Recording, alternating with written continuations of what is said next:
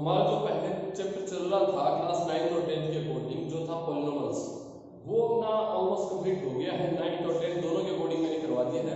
आज जो नेक्स्ट आपका अगला जो टॉपिक है, कह सकते हैं पूरा चैप्टर नहीं करवा रहा हूँ, मेन टॉपिक है ये, उससे पता चल जाएगा आपको। ये है लीनियर इक्वेशंस इन टू वेरिएबल्स, यानी रेखिक समीकरण, वो भी किसमें, दो चर वाले समीकरण। ठीक है, देखो यानी दो चर वाले रेखिक समीकरण या फिर लीनियर इक्वेशंस इनटू वेरिएबल्स, ये क्या होता है पहले ये समझ लो, उसके बाद इसको करना देखेंगे, इससे क्या चीजें इंपॉर्टेंट है वो भी पता लगाएंगे। लीनियर इक्वेशन का मतलब होता है ऐसी कोई भी इक्वेशंस जिसको ग्राफ के पेपर पर आप रिप्रेजेंट कर सकते हो, यानी कार्तीय तल या जो ग्राफ का पन्ना होता है उसके ऊपर आप इस इक्वेशन को, इस क्वेश्चन को, जैसे ये मान लो ये दो इक्वेशंस है, इनको आप ग्राफ के पेपर में इनकी एक लाइन प्राप्त कर सको, लाइन लेके आ सको, उसको बोलते हैं लीनियर इक्वेशंस। ठीक है, और दो चर वाली का मतलब क्या होता है, दो चर वाली का मतलब होता है ऐसी इक्वेशंस जिनमें दो अलग अलग टाइप की एबीसीडी के अक्षर, वेरिएबल्स, चर काम में आती है। तो ध्यान से देखो, जैसे x और y, ठीक है, ये a और d भी होंगे आपके, जब आप 10th में जाओगे। एपी नाम का एक चैप्टर है, अर्थमेटिक प्रोग्रेशन यानी समांतर श्रेणी, उसके अंदर ये a और d के रूप में भी आपके काम आएंगी। ठीक है, 9th के अकॉर्डिंग पहले मैं बात कर लेता हूँ। 9th क्लास में हम इनको सॉल्व करने के लिए चार मेथड्स होती है, चारों देखेंगे। ठीक है, सबसे इंपॉर्टेंट है ग्राफ मेथड। क्योंकि ये इंपॉर्टेंट इसलिए है क्योंकि बोर्ड में इसका क्वेश्चन सीधा 6 नंबर का बनता है, आप जानते हैं।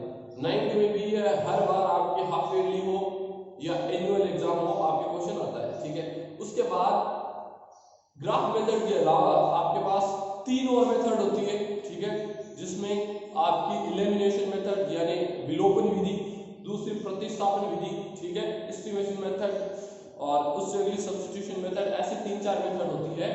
हम उनको 9th में सीखेंगे, उसका वीडियो मैं अलग से बना दूंगा। आज बात करेंगे सिर्फ ग्राफ और ग्राफ से रिलेटेड बातों की। ठीक है, तो सबसे पहले कोई भी इक्वेशन होती है या कोई भी समीकरण होती है, उसका रूप क्या होता है, वो किस रूप में होती है, पहले वो देख लो। जैसे ये दो क्वेश्चन है, ये दो समीकरण है मेरे पास।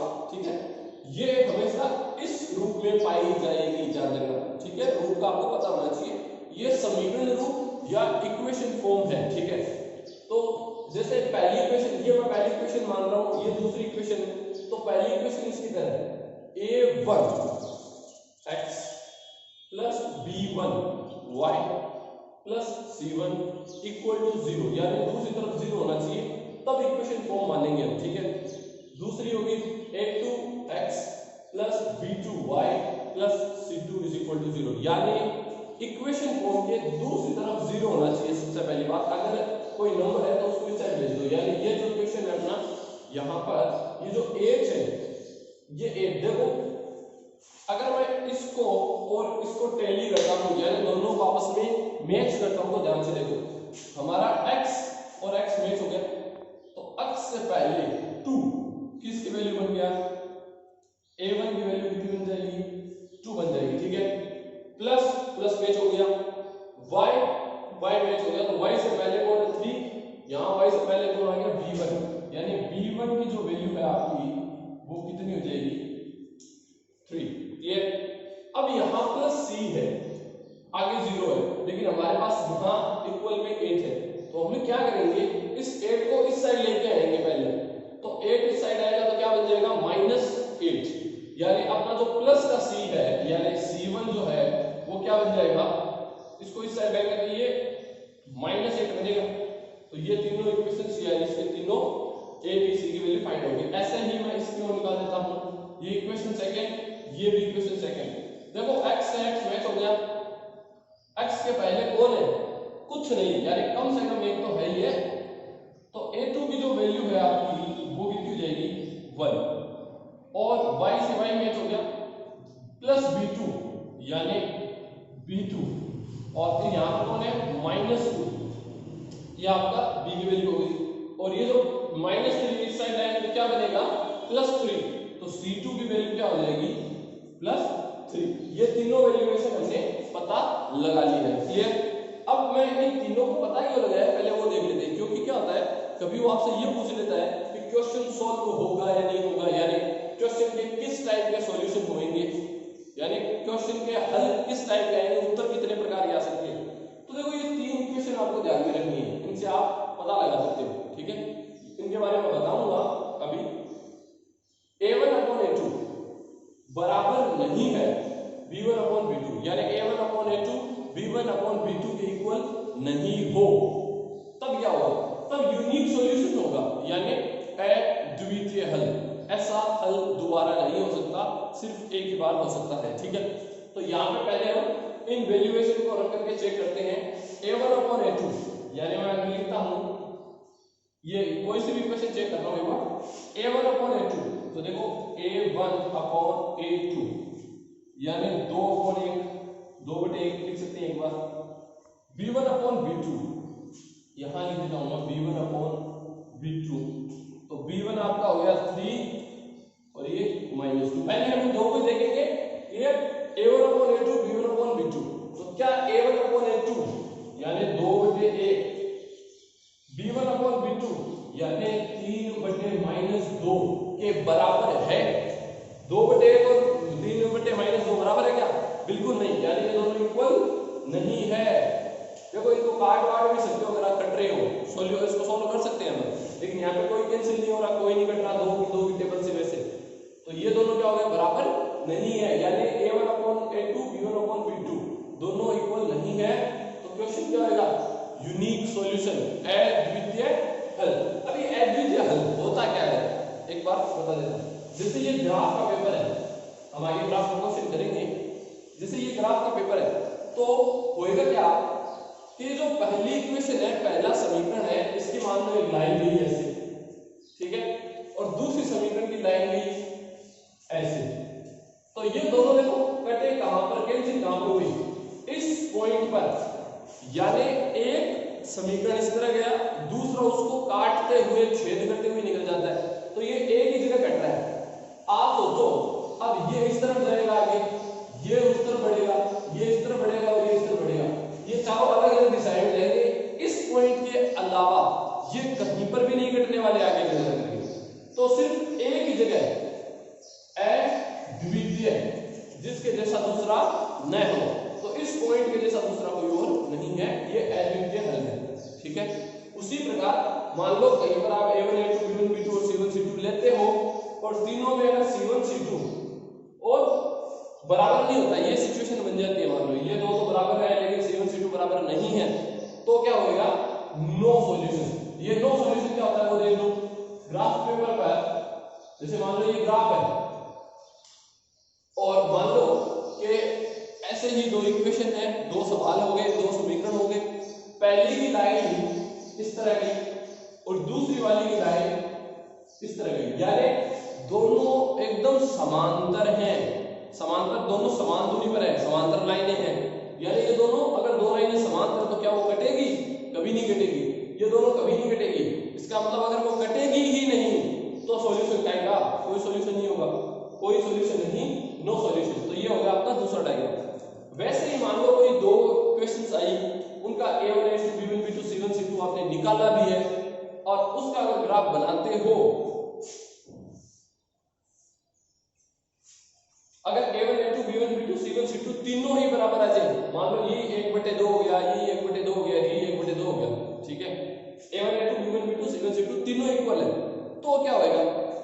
तो मान लो ये आपकी पहली समीकरण होगी, यानी पहले की लाइन बन गई, और दूसरे वाली लाइन कहां जाएगी?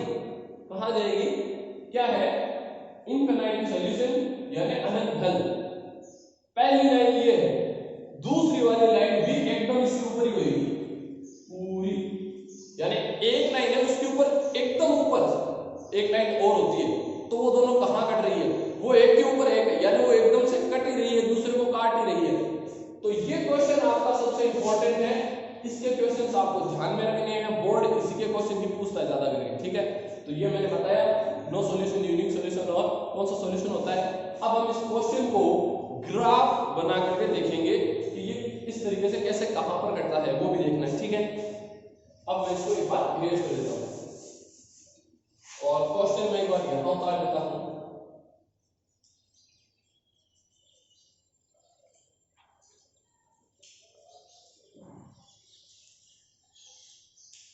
तो अब हम इस क्वेश्चन को ग्राफ पेपर पर देखिए, वैसे तो ग्राफ पेपर नहीं, मैं बोर्ड पर ही हल करके दिखाऊंगा आपको ग्राफ पेपर पर करना है, ठीक है, क्योंकि ये क्वेश्चन 9th और 10th क्लास में आ रहा है। तो 8th में हमने देखा था कि ग्राफ पेपर पर हम किस प्रकार काम करते हैं, तो वो काम अब अपना यहाँ काम हो गया, ठीक है। सबसे पहले ये क्वेश्चन है, तो मैं क्या कर रहा हूं, बाय इक्वेशन 1, यानी इसका जब सॉल्व करूंगा मैं इसको, तो मैं लिखूंगा बाय इक्वेशन 1, इसको हिंदी में लिखेंगे समीकरण 1 से, या समीकरण 1 के द्वारा। समीकरण 1 से का मतलब क्या हो गया, हम पहली समीकरण को लेकर के हल करेंगे, क्लियर। देखो ये आपकी पहली समीकरण है, पहली समीकरण क्या है, 2x + 3y = 8, क्लियर है। अब हम इसको किस तरीके से हल कर सकते हैं, देखो कुछ लोग इसको अलग तरीके से करते हैं, हम इसको दो तरीके से किया जा सकता है, करना तो हमें सॉल्व भी है, ठीक है, लेकिन मैं किस तरीके से कर रहा हूं वो आप देख लो। एक तरीके से और भी होता है सीधा, वो भी अपन बाद में देखेंगे। हम एक काम करते हैं, x और y में से एक को इधर रख लेते हैं बस, बाकी सबको दूसरी तरफ भेज देते हैं, ठीक है। मैं इस x को यहीं पर ही रखना चाहूंगा, तो क्या करूंगा, देखो मैंने 2x के 2x मतलब x वाला वैल्यू वैसे रख लिया, और यहाँ पर 1 के 1 रख लिया। x को इधर रखना है, अलग करना है, तो +3y है, दूसरी तरफ भेजेंगे तो क्या होगा, -3y, ठीक है। अब मैं इस x को और अलग कर लेता हूं, क्योंकि ये जो 2 है इसको भी अलग करना है, तो ये हो गया 8 - 3y, और जो 2 है वो हम जानते हैं क्या है, मल्टीप्लाई, गुणा, इनटू, तो ये जब इसको छोड़ करके जाएगा तो कहां जाएगा, डिवाइड में जाएगा, यानी इक्वेशन 1 में अगर मैं x को अकेला करता हूं तो इक्वेशन रूप के क्या बन जाता है, 8 - 3y/2, ठीक है। ये आपका पहला समीकरण बन गया। अब हम एक काम करते हैं, इस समीकरण में मान रखने होंगे आपको आपकी मर्जी से। इस समीकरण रूप में देखो मैं यहां कर देता हूं, थोड़ी जगह है तो इक्वेशन बढ़ा जाएगा, इसलिए मैं थोड़ी जगह बता रहा हूं। ये जो अपना x का मान निकालना है, मैं एक काम करूंगा कि ये जो इधर अकेला रहा है इसकी वैल्यू आपको नहीं रखनी, आपको जो इधर इन नंबर के साथ में है, मतलब इन संख्याओं के साथ में जो ABCD वाला अक्षर यानी वेरिएबल्स यानी चर जो यहाँ पर है, इसका मान अपनी मनमर्जी से आपको रखना है। जैसे मान लो y की जगह मैं y = 0 रखने पर, ये घटना y = 0 रखने पर, यानी इंग्लिश में क्या कर देंगे, पुट y = 0, यानी y की जगह 0 रखते हैं तो क्या होता है, तो यहां देखिए ये रहा आपका x का, दूसरी तरफ इक्वल क्या है 8, ये 8 - 3, और 3 और y आपस में क्या होंगे, इनटू होंगे, मल्टीप्लाई होंगे, गुणा होंगे, तो मैं इसको ब्रैकेट में डाल रहा हूं, y की वैल्यू कितनी डाल देंगे 0/2, यानी मैंने क्या किया, जो रूप बनाया था ना वो का कोई लिखा है, बस y की जगह अगर मैं यहाँ मेरी मर्जी है मैंने 0 लिखा तो मैं 0 लिख दूंगा, मैं अगर 1 बोलूंगा तो 1 लिख दूंगा, -3 तो -3, 5 तो 5, जो मर्जी हो वो रखो, सब अलग अलग रखेंगे तो भी आंसर वो का वही आएगा। लेकिन ज्यादा करके हम क्या रखते हैं, 0 1 2 3 -1 2 3 ऐसे कुछ रखते हैं, ठीक है। तो मैंने 0 रखा है, तो यहां पर सिर्फ y की जगह 0 कर दो, बाकी वो का वही पूरा उतार दो, ठीक है। अब इसको सॉल्व करते हैं, तो देखो क्या होगा, x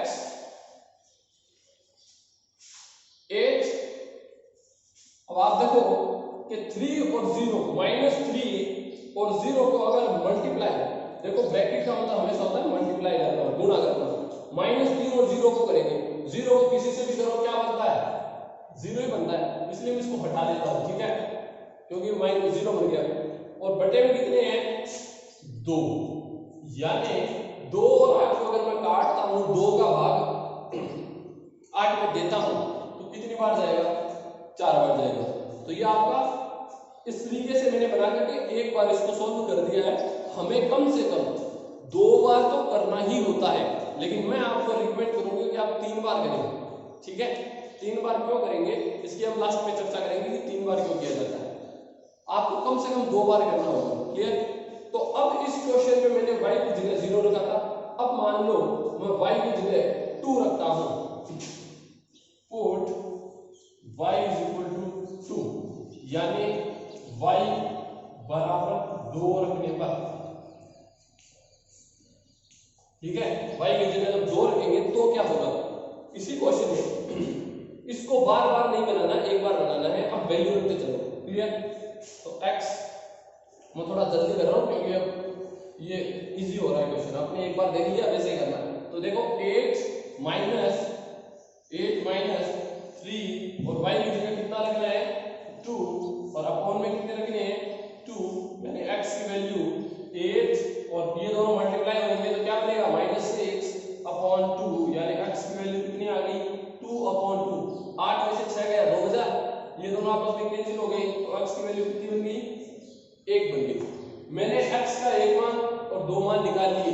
ठीक है, मैंने कहा था कम से कम हमें 2 निकालने होते हैं, और अगर आपको सही से क्वेश्चन को वेरीफाई भी करना है तो आपको 3 मान निकाल लेने चाहिए। लेकिन अगर आप एक्सपर्ट हो गए, आपकी इक्वेशन जो सॉल्यूशन जो आप करते हो वैल्यू रख करके वो गलत नहीं है, तो आप 2 भी निकाल सकते हो। ठीक है, तो मैं एक बार 2 ही निकाल रहा हूं, ऐसे ही आप चाहो तो एक वैल्यू और निकाल सकते हो। ये अपने समीकरण 1 को हल कर लिया है। अब हम बात करेंगे समीकरण 2 को इसी प्रकार से हल करना है। समीकरण 2 को, यानी ये जो दूसरी समीकरण है, अब इसकी बारी है समीकरण 2 से। हैंडराइटिंग मेरी बहुत अच्छी है, आपको देखने में मजा आएगा। समीकरण 2 इक्वेशन 2 y इक्वेशन 2, ठीक है, y इक्वेशन 2। अब देखो इसी समीकरण में हमें मान रखना है, तो देखो क्या है, एक्सिस वैल्यू x। देखो मैं क्या कर रहा हूं, यहां से चलो एक बार लिख देता हूं वरना डिफिकल्टी होगी थोड़ा आपको देखने में। हाँ, मैंने दोबारा एक बार इक्वेशन उतारी है, x की वैल्यू भी बना लेता हूं मैं। आपको कौन सी वैल्यू बनानी है, देखो यानी इस तरह आप x रखोगे या आप y रखोगे, आपको वो रखना चाहिए। आप रखने को तो x y कुछ भी रख सकते हो, लेकिन आपको क्वेश्चन को डिफिकल्ट नहीं बने, इसलिए आपको वो रखना चाहिए जिसके आगे प्लस का साइन है। y के आगे क्या है, माइनस, और x के आगे क्या है, प्लस है। तो आप x रखो, y मत रखो। ठीक है, तो मैं x को इसकी जगह ही रख रहा हूं। दूसरी तरफ क्या है, ये इक्वल का साइन है, -3 और -2y अगर उधर जाएगा तो क्या बनेगा, +2y। क्लियर? इसके आगे कुछ नहीं है, देखो इसके आगे क्या था, 2 था तो डिवाइड में चला गया, इसके आगे कुछ नहीं है तो डिवाइड में भी कुछ नहीं जाएगा, इक्वेशन इतनी ही बन के रह जाएगी। अब हमें फिर से y की जगह या कोई भी वैल्यू रखनी होगी, तो मैं रख रहा हूं y की जगह। आप चाहो, मैंने पहले 0 रखा फिर 2 रखा, आप चाहो तो इसको बदल भी सकते हो या ये भी वापस रख लो। तो मैं एक बार आपके लिए y की वैल्यू कितना रख रहा हूं, 0 रख रहा हूं, y बराबर 0 रखने पर, ठीक है, यानी put y is equal to 0। Clear? तो y की जगह अगर 0 रखेंगे तो क्या होगा, देखो x ये क्या है, -3 और प्लस के 2, और ये जो y है इसकी वैल्यू क्या बन जाएगी, y की जगह क्या रखना था, 0 रखना था। तो अब x की वैल्यू क्या बनेगी, -3, 2 और 0 को मल्टीप्लाई कर लो, क्या बनता है, 0 ही बनता है। तो यानी ये 0 बन गया। आप जानते हो -3 में 0 ऐड करो चाहे घटाओ कोई फर्क नहीं पड़ता, तो इसको हटा देता हूं मैं। तो x की वैल्यू क्या बन गई अपनी, -3 बन गई। अब इसी के अंदर मैं और वैल्यू रखता हूं, y की कुछ और value, put y is equal to, आप चाहे तो 1 रख लो, 2 रख लो, कैसे रख लो, कितने रखें, 2 रखें, कोई बात नहीं, y इज इक्वल टू 2। जरूरी नहीं है कि जो यहां रखा था वही रखना है, आप वैल्यू चेंज कर सकते हैं। y is equal to 2, put y is equal to 2, ठीक है। y की जगह 2 रखेंगे तो क्या होगा, यहीं से वापस रखनी है। तो देखो x इज वैल्यू -3 प्लस 2 और y की जगह क्या रखेंगे, 2 रख लेंगे। तो क्या हो गया, x इज वैल्यू -3 और ये दोनों देखो 2 × 2 कितना हो गया, 4 हो गया। तो ये आपका आ गया 4। x की वैल्यू कितनी बन गई, देखो -3 है और प्लस के 4 है। तो ध्यान रखना अगर दो नंबर प्लस माइनस के साथ में आते हैं और उनके बीच में कोई चिन्ह नहीं है, मतलब कोई चिन्ह मतलब गुणा या भाग नहीं हो, सिर्फ प्लस और माइनस ही हो, तो दोनों आपस में लड़ाई कर लेते हैं, फाइट कर लेते हैं। दोनों को लड़ा दो, कौन बच गया, 4 जाता है तो प्लस का 1 बच गया यहाँ से। तो ये अपना हमने इसके 2 मान निकाल लिए, हमने इसके 2 मान निकाल लिए। अब अगला काम हम क्या करेंगे, हम इसको क्वेश्चन को आगे ले जाने से पहले मैं एक काम करता हूं, इसकी एक इंडेक्स बना लेता हूं। इसको मैं थोड़ा बंद कर देता हूं, शायद आवाज आती होगी। मैं इसकी एक इंडेक्स बना रहा हूं, ठीक है।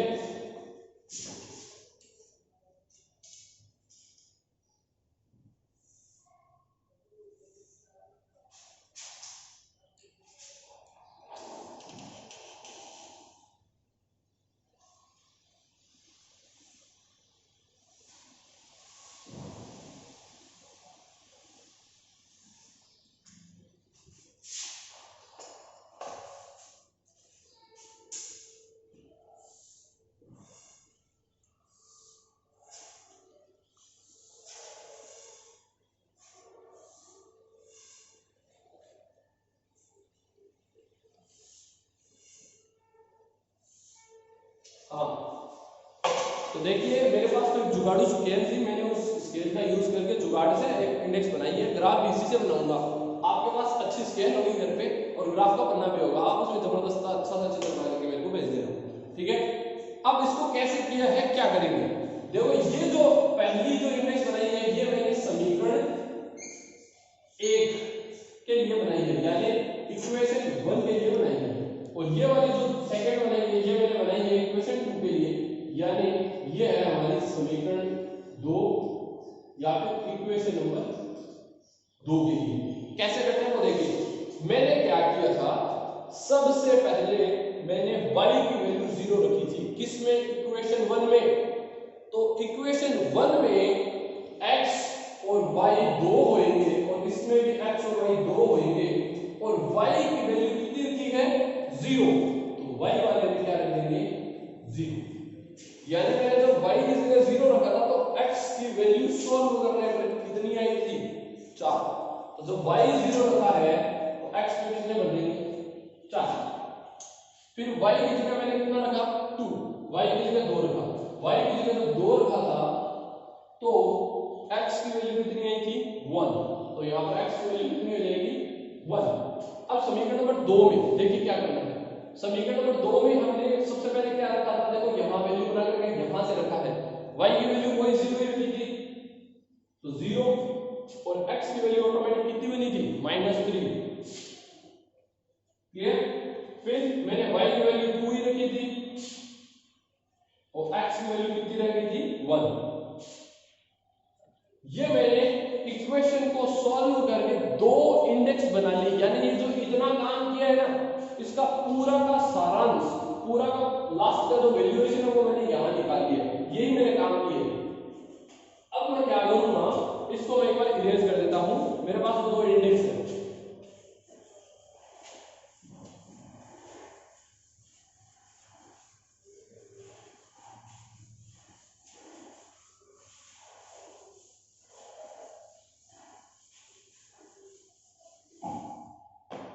हाँ।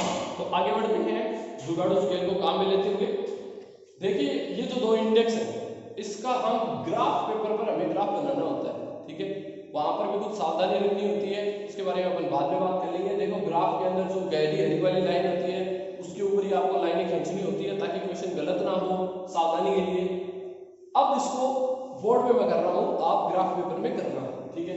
सबसे पहले मैं एक स्ट्रेट लाइन खींच लेता हूं, जिसको अपन क्या बोलेंगे, स्ट्रेट का मतलब थोड़ी स्केल भी गड़बड़ाई हुई है।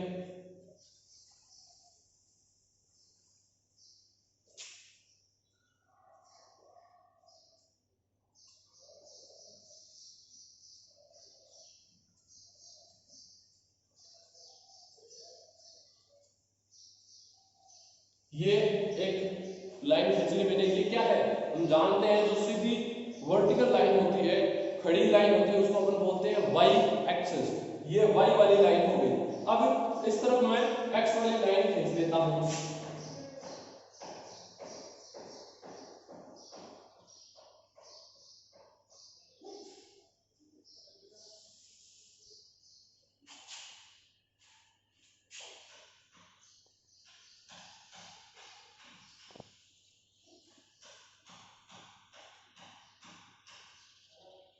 क्लियर?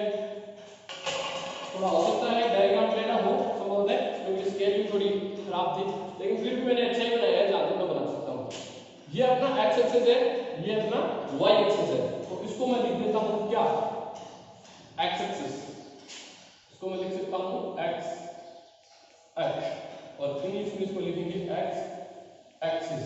ठीक है, ये वाली लाइन क्या है, ये वाई एक्सिस है, तो मैं इसको यहां पर वाई एक्सिस यानी वाई अक्ष लिख दूंगा। क्लियर है? हम जानते हैं कि जो जहां पर 8 में पढ़ा था हमने कि जहां पर वाई एक्सिस और एक्स एक्सिस कटता है उसको क्या बोलते हैं, उसको बोलते हैं मूल बिंदु, यानी इंग्लिश में ऑरिजिन पॉइंट। ठीक है, ORIGIN, origin point. Origin point या मूल बिंदु के निर्देशांक क्या होते हैं, ये सवाल 8वीं 9वीं या 10वीं में एक बार जरूर पूछा जाता है, हर साल पूछा जाता है। ओरिजिन पॉइंट का मतलब क्या होता है, मूल बिंदु, निर्देशांक क्या होते हैं 0,0।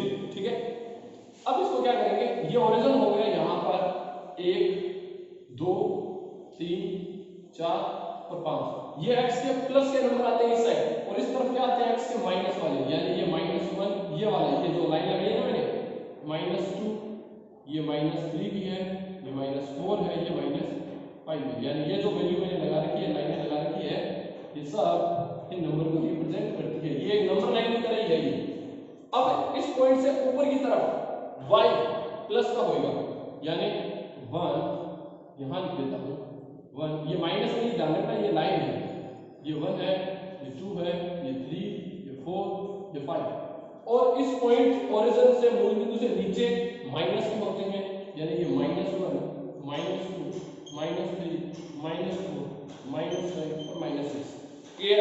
ये मैंने एक छोटा सा ग्राफ का पन्ना बनाया है। अब अपन क्या करेंगे, हमने जो वहां पर इंडेक्स बना रखी है, जो समीकरण बना रखे हैं, उनको इसमें पुट करेंगे, उनकी वैल्यू वे रखेंगे। क्लियर?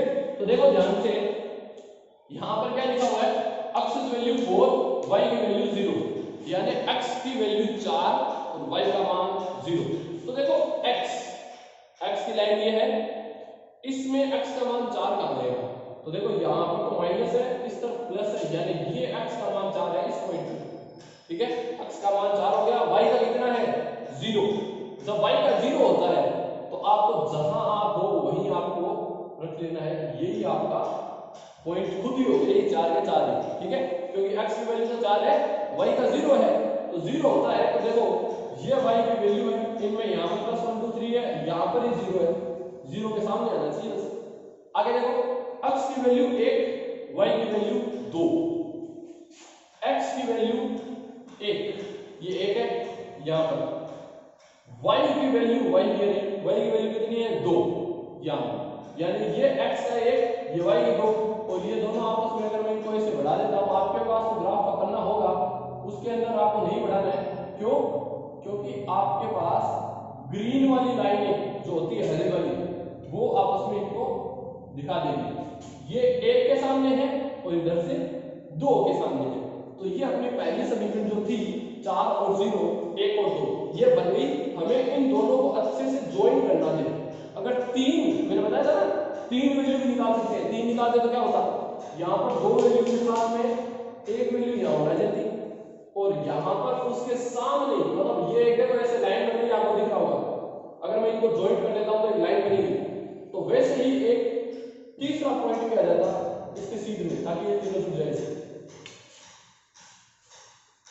अब मैं इनको ज्वाइन कर देता हूं,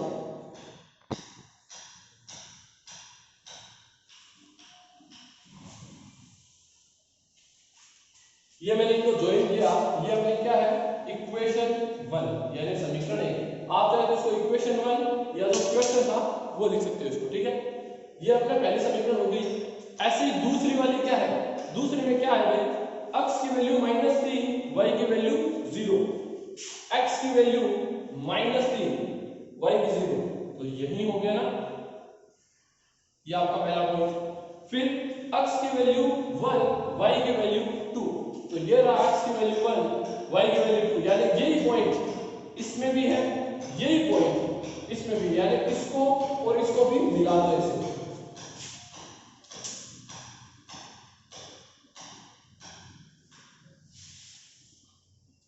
ये आपकी होगी क्या, इक्वेशन 2, ठीक है। ये आपका समीकरण 1 था, ये समीकरण 2 था। इन पॉइंट्स के कोऑर्डिनेट्स यानी इनके निर्देशांक आपको लिख देने चाहिए। ये क्या था, x की वैल्यू 4 है, y की वैल्यू 0 है। ये क्या है, x की वैल्यू -3 है, y की वैल्यू 0 है। ये क्या है, x की वैल्यू 1 है, y की वैल्यू 2 है, ठीक है। और ये सवाल हुआ क्या था, हमने शुरुआत में देखा था समीकरणों का अद्वितीय हल, यानी दोनों लाइनें इस पॉइंट के अलावा कहीं नहीं कटेगी। ये समीकरणों का अद्वितीय हल यानी यूनिक सॉल्यूशन का क्वेश्चन है।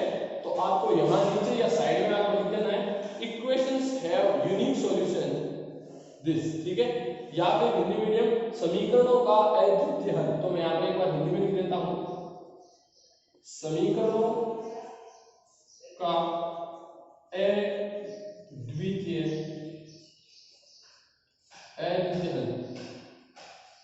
अद्वितीय मतलब कहां कटा, यहां पर कटा, कहां कटा है भाई 1,2, और इंग्लिश में अगर इसको लिखना चाहे तो इतना ही लिखो भले, यूनिक सॉल्यूशन। यूनिक सॉल्यूशन क्या हो गया 1,2। क्लियर।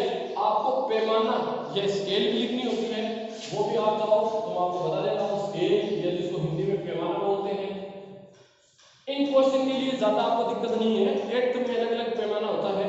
यहां पर आपको कितना लिखना है, 1 सेमी इज इक्वल टू 1 यूनिट, ठीक है। हिंदी मीडियम क्या लिखेगी, 1 सेमी बराबर 1 इकाई, ठीक है। पैमाना आपने 8वीं क्लास में पढ़ लिया था क्या पैमाना होता है, इसलिए मैं उसके ऊपर ज्यादा डिस्कशन नहीं कर रहा हूं, क्योंकि वीडियो लंबा हो जाएगा बहुत ज्यादा, ठीक है। आज ग्राफ का क्वेश्चन देखा था, एक क्वेश्चन और हम करेंगे, उससे रिलेटेड कुछ क्वेश्चंस और आते हैं वो भी बात करेंगे, ठीक है। आज के लिए धन्यवाद।